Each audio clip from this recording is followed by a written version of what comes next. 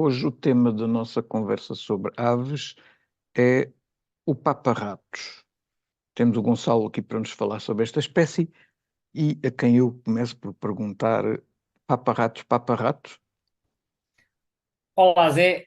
Bom, as informações que eu tenho é que não papa. Portanto, eu acho que este nome é um nome, se calhar, um bocadinho desajustado. Eu não sei de onde é que ele veio. É um nome que já vem referido em bibliografia, pelo menos desde o século XIX, mas penso que, de acordo com. Enfim, em Portugal a dieta não foi muito estudada porque esta espécie é pouco comum, mas de acordo com a enciclopédia, que é uma enciclopédia de referência para o Paleártico Ocidental e que se chama Birds of Western Palearctic, a alimentação do paparratos é constituída por pequenas presas, mas sobretudo insetos e respectivas larvas, assim como anfíbios e peixes. Portanto, não consta que os ratos façam parte da dieta habitual. O nome em espanhol é Garcilia cangrejera e em francês também é crabier, portanto, crabier vem de crabe, né, que é de caranguejo, portanto, tanto os nomes espanhol como francês sugerem que ele capture caranguejos, não sei se é o caso aqui, mas poderá ser noutras regiões, mas de facto ratos parece-me que não, não sei a origem do nome, é daqueles nomes que se calhar fazia sentido mudar para algo que tivesse, que fosse um bocadinho mais, mais rigoroso, vamos dizer assim. Uhum. Se ele captura caranguejos cá ou não, não sei, mas que captura lagostim, isso captura que eu já vi. Ah, bom, então também são espécies próximas, É possivelmente marisco. é marisco, exatamente. Portanto, é possível que capture caranguejos também, onde eles estejam disponíveis. Eh, esta espécie, tu já disseste há pouco, é relativamente pouco comum, portanto, para quem queira observá-la, onde é que tu recomendas que a pessoa vá Bem, e há a um, que é há que um, tem que ter atenção para conseguir observá-la? há um sítio em Portugal que, ao longo dos últimos pelo menos 20 anos, se tornou o sítio mais habitual de observação desta ave, que é o Poulo da Barroca, em Alcochete. Que fica ali, fica ao pé da herdade da Barroca d'Alva, tem lá uns canais com uma vegetação e algumas árvores ribeirinhas e quase sempre anda lá um ou dois, às vezes mais. Eu já cheguei a ver lá, creio que quatro ou cinco juntos. O maior registro em Portugal, feito até hoje, de paparratos, foi feito nesse local. Foram 8 indivíduos, não é muito. Portanto, quando o maior registro é de 8 indivíduos, isso mostra que a espécie não é especialmente abundante. E tem havido observações no Polo da Barroca ao longo de todo o ano. E depois também aparecem com alguma frequência junto a colónias de outras garças, porque os paparratos podem nidificar colonialmente com outras garças. Uma das colónias onde tem sido registada a sua presença com alguma regularidade é uma que fica ali numa ilha no meio do Tejo, ao pé da aldeia dos Caroupim, no concelho de Salvaterra de Magos. Também tem sido registada a sua presença com regularidade no polo do Boquilobo, embora aí seja mais difícil de ver porque não é fácil entrar no interior do polo, dado que há muitas restrições de acesso a pessoas.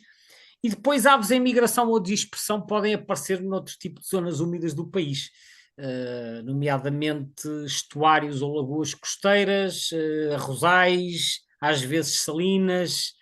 Portanto, aves em dispersão podem aparecer em qualquer lado. Só que a espécie em Portugal sempre foi pouco numerosa, não é só de hoje. Sempre foi uma espécie escassa.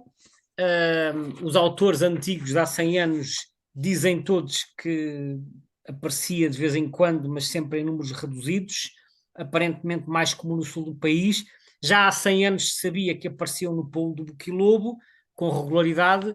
Portanto, porquê é que eles são tão escassos? Não sei, eu acho que nós estamos na periferia da área de distribuição.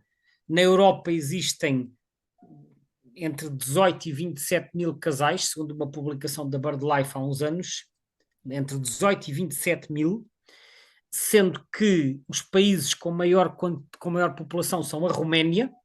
Na Roménia haverá entre 5.500 e 6.500 casais, deve ser principalmente no delta do Danúbio.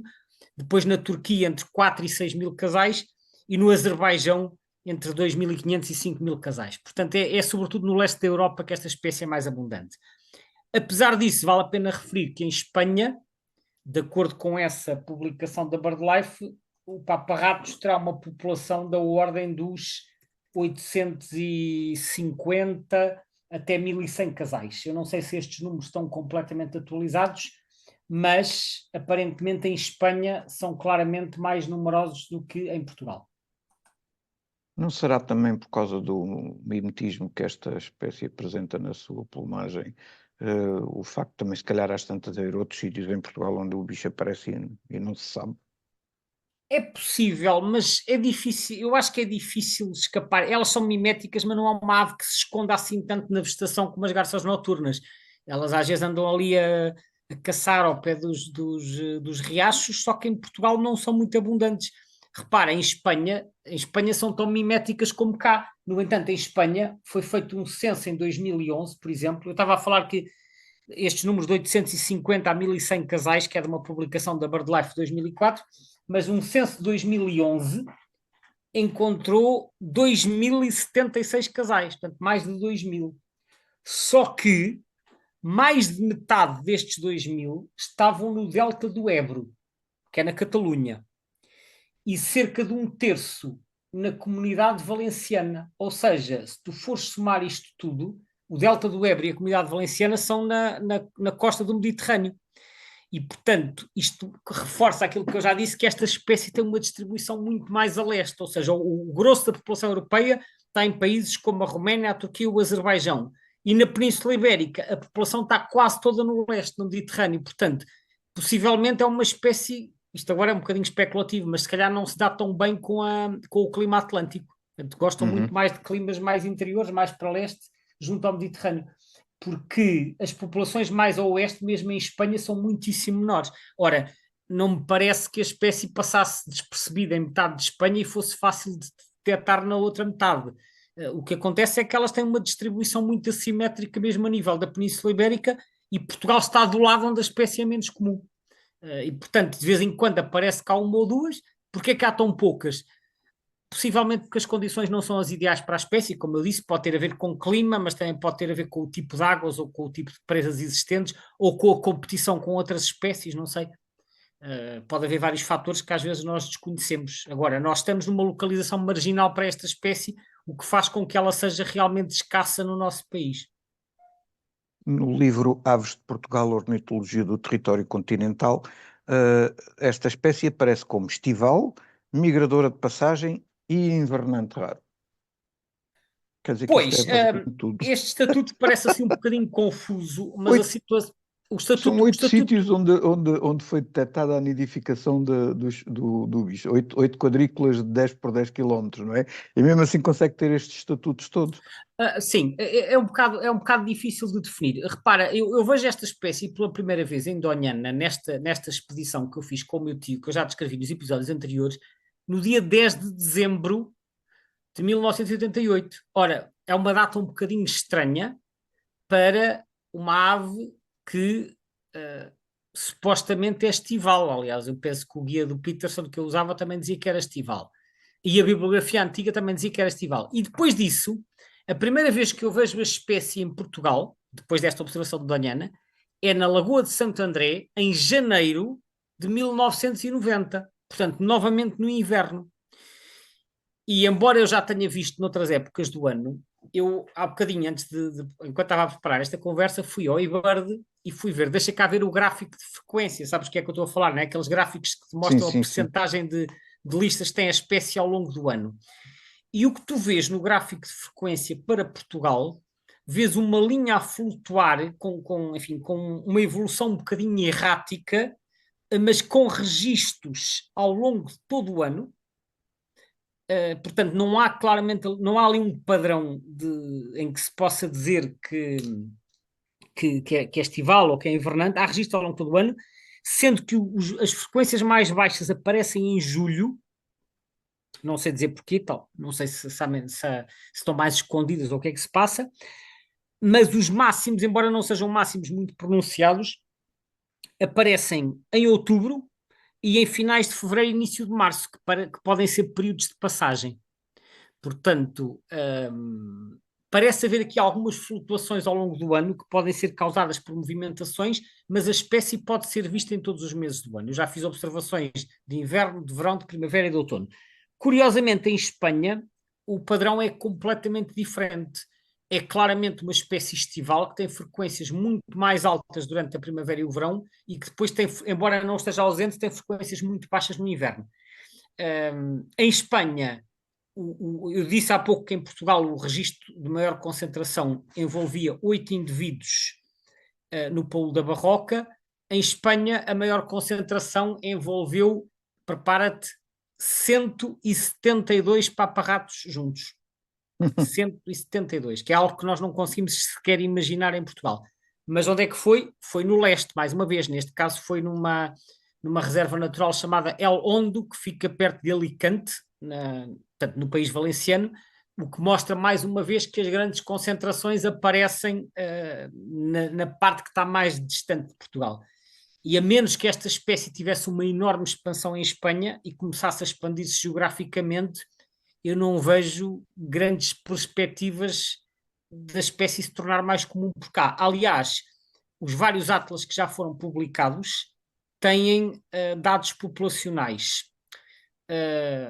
Embora estes dados tenham aqui algumas coisas estranhas. Então é assim, no primeiro Atlas, que foi publicado em 1989, diz que a espécie é muito escassa. O primeiro Atlas tinha as estimativas populacionais em escala logarítmica para todas as espécies. Portanto, era 1 a 10, 10 a 100, 100 a 1000, 1000 a 10 mil, por aí acima até ao milhão.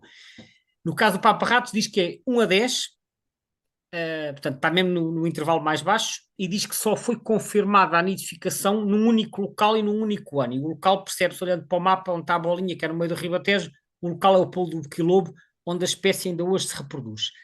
No segundo Atlas, também continua a dizer que era muito escassa, embora tivesse sido confirmada a sua nidificação no litoral alentejano, também, perto de Sines.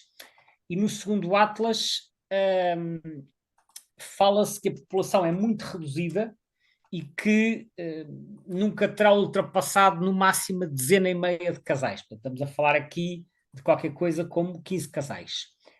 O terceiro Atlas, que está no site da Lista Vermelha das Aves, que foi publicado em conjunto com a Lista Vermelha, o terceiro Atlas tem aqui algumas coisas um bocadinho mais estranhas. Porque na página da espécie, referente ao Atlas, onde fala da distribuição, tem lá uma estimativa bastante concreta diz lá claramente que a população é composta por 5 casais. Portanto, 5 casais está dentro dos intervalos dos Atlas anteriores, porque o primeiro dizia 1 a 10, o segundo dizia que não era superior a 15.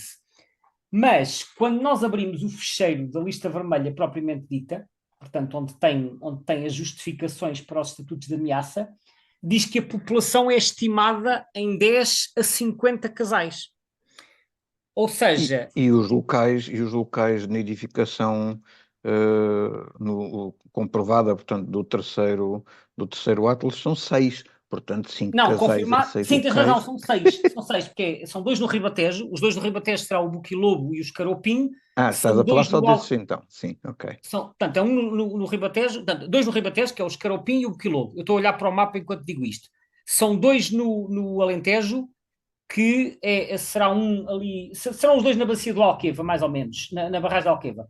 Depois terá um no centro do Alentejo, ali perto de Beja, que deve ser a Lagoa dos Patos, e tem um no litoral alentejano, que será a Ribeira dos Moinhos, ao pé de Sines. No texto diz que eles nidificavam na Albufeira do Caia, que então será o outro ponto do Alto Alentejo, mas que na Albufeira do Caia que na Albufeira do Caia começou a nidificar, mas que abandonou a Ribeira dos Moinhos em Sines e que abandonou a Albufeira do Alqueva. E portanto, estes 5 casais podem já levar em conta estes abandonos, porque estas confirmações podem ter sido nos primeiros anos do projeto e depois a espécie ter abandonado. Portanto, isso é possível. Os 5 casais não me faz confusão.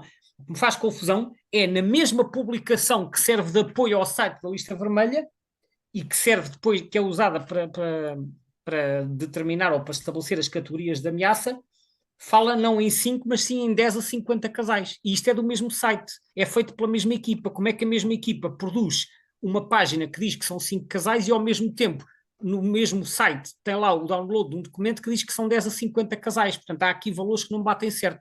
Eu não tenho explicação para isto, não sei se foram as mesmas pessoas que fizeram isto e se estes dados foram realmente cruzados para ver se eram compatíveis, só que eu olho para isto e não sei qual dos valores é que está correto. Efetivamente não sei.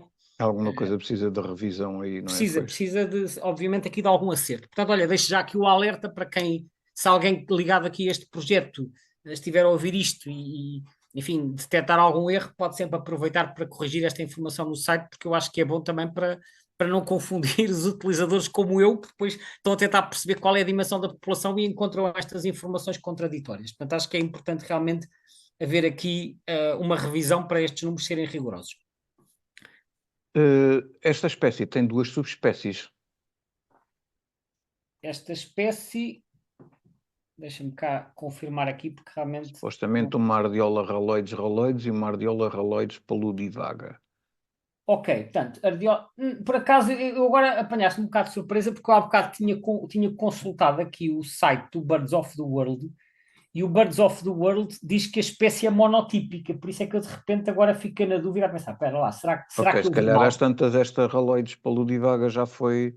Não, mas espera aí, eu confirmo já isso porque o que acontece é que às vezes há diferenças, às vezes não, muitas vezes há diferenças entre autoridades taxonómicas. Eu agora estou a abrir aqui o fecheiro do IOC para verificar, mas efetivamente, o que diz o fecheiro do IOC é o seguinte: a espécie atualmente é considerada monotípica, include-se paludivaga. Portanto, esta paludivaga terá sido proposta no passado, mas atualmente não é considerada. Pode já ter sido considerada no passado. O que acontece com as subespécies é que às vezes estas propostas de subespécies às vezes referem-se a diferenças tão tenues, tão subtis, que mais tarde se considera que não são suficientemente diferenciadoras. Atenção que se no caso das espécies às vezes já existe alguma discussão e subjetividade, onde é que estão os limites, no caso das subespécies então essa subjetividade é ao quadrado, porque estamos a falar de diferenças muito, muito ligeiras que às vezes até são Exato. difíceis de determinar. Então, explica-me aqui uma coisa, porque quando eu comecei a ver aqui, e mesmo considerando, digamos, ambas as subespécies, então como sendo tudo da mesma espécie na realidade, eh, uma das coisas que eu achei curioso foi haver registros da espécie no Brasil, Bom, quando ela na realidade é essencialmente de distribuição europeia e africana, mas sim, aparecem aqui ora alguns bem, registros no Brasil. no Brasil, sim, eu por acaso estava a confirmar aqui o que é que diz no Birds of the World. Elas fazem movimentos, portanto, a espécie, embora haja registros invernais em Portugal, mas Portugal tem uma população tão marginal que pode não ser realmente representativo do que são os padrões migratórios desta espécie. Porque, de acordo com os mapas, por exemplo, o mapa que vem no Birds of the World, as populações europeias são essencialmente estivais e a maioria vai invernar na África subsaariana. Só que é verdade que algumas ficam por cá. E depois eles também referem que na migração de primavera, ou seja, que é a migração quando elas vêm de África para cá, há algumas que fazem o que se chama overshooting. Overshooting é aquilo que, epá, quando vão mais além do seu destino, digamos, eu às vezes digo assim de uma forma um bocadinho jocosa, vão tão embaladas que em vez de pararem no destino, Nada à continuam por aí espara, acima. não é?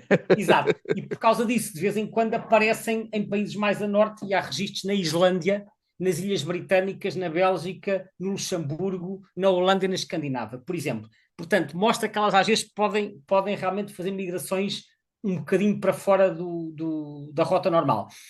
E já apareceu como acidental, ou seja, como divagante, há registros nos Açores, em Cabo Verde, no Príncipe, na Ilha do Príncipe, que pertence a São Tomé e Príncipe, nas Comoros, que ficam no Índico, nas Maurícias, nas Seychelles, portanto, elas podem aparecer nas ilhas. E, efetivamente, nas últimas décadas houve registros no Brasil, mas no Brasil não é no continente, é na ilha de Fernando de Noronha, que fica assim um bocado ao largo penso que é ao largo do Pernambuco ou do Ceará, portanto fica no Atlântico, não muito longe da costa, apareceram em Fernando de Noronha e até apareceu na ilha de Santa Helena, que fica no meio do Atlântico Sul. Portanto, há de facto registros desta espécie em diversas ilhas oceânicas, e esses do Brasil, portanto, o que diz aqui no Birds of the World, há vários registros em Fernando de Noronha, e E isto, pronto, põe em evidência um bocadinho o caráter algo dispersivo, ou se quiseres, errático, das migrações desta espécie, que a levam a aparecer em locais um bocadinho inusitados. É um bocado estranho, de facto, não é? Então, este caráter, digamos assim, múltiplo que lhe pode ser atribuído a este estatuto múltiplo que tanto tão depressa é invernante aqui como não sei o que é lá, por exemplo, se pensarmos nas populações que se encontram em África, às tantas também pode acontecer isso, ficarem por lá o ano inteiro alguns indivíduos. Bom, de facto, o Papa-ratos tem uma população grande na África subsaariana e essa população é residente. Portanto, as nossas, quando vão para a África, as nossas, estou a falar das europeias, não é só das portuguesas. As europeias, quando migram para a África, presumivelmente misturam-se com as de lá. E, portanto, se algumas ficam por lá ou não, é possível. É claro que nós, para sabermos mais sobre isso, teríamos que recorrer a programas de marcação, por exemplo, usando aparelhos GPS, porque isso hoje em dia já é usado para muitas espécies para estudar melhor os movimentos. Nesta espécie não tenho conhecimento que esteja a ser feito, mas se calhar até já existe algum estudo. Agora, nota uma coisa, de facto no livro Aves de Portugal, que tu referiste há pouco, o estatuto para o Papa-ratos é estival, migrador de passagem e invernante. O que isto quer dizer é que há indivíduos que vêm cá reproduzir-se, há indivíduos que passam cá em inverno e há indivíduos que estão em passagem migratória. E na prática isto significa que nós temos observações em todos os meses do ano. Agora, isto não, daqui não decorre que sejam sempre as mesmas aves. E daqui não decorre que aquelas que nós observamos em janeiro sejam as mesmas que estão por cá a reproduzir-se nas colónias do Ribatejo. Portanto, as que estão cá em janeiro até podem ter vindo do leste da Europa, ou do leste de Espanha, ou do outro lado qualquer. E aquelas que se vêm cá reproduzir na primavera, que são pouquinhas, mas que aparentemente ainda há, também podem perfeitamente ir invernar na África subsaariana. Portanto, por isso é que o termo residente às vezes é um bocadinho enganador. Residente significa que a espécie está presente todo o ano, mas pode haver rotação de Não indivíduos e ela necessariamente os ser. mesmos indivíduos, não é? Pode. Portanto, sem marcação individual, nós não sabemos isso.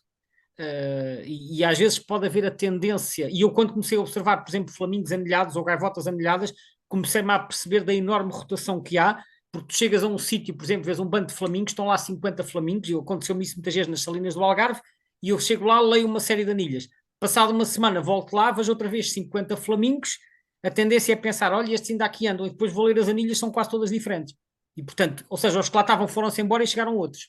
E esta rotação verifica-se com muitas outras espécies de aves. Por isso é que eu digo, sem marcação individual, e a menos que a ave tenha alguma característica que permita o reconhecimento do indivíduo, na maioria dos casos nós não conseguimos reconhecer, e há muitíssimo mais movimentos de troca e de migrações e de substituição de indivíduos do que nós imaginamos.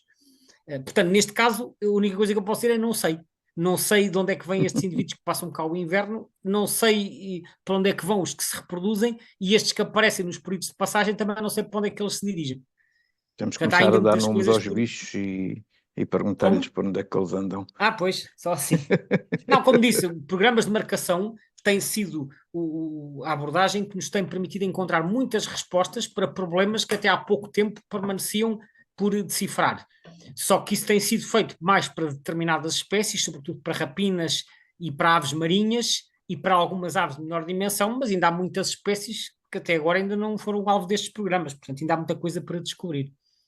Sim, eu por acaso tinha lido na ficha da AVE de 2005 uma linha, naquela secção das medidas de conservação, havia uma linha que dizia a monitorização dos efetivos nidificantes é fundamental. Mas eu, para ser sincero, não tenho ideia de se fazer assim nenhum esforço dirigido a esta espécie. Uh, Houve alguns censos, há alguma monitorização de aves aquáticas feita pelo ICNF, das aves aquáticas coloniais.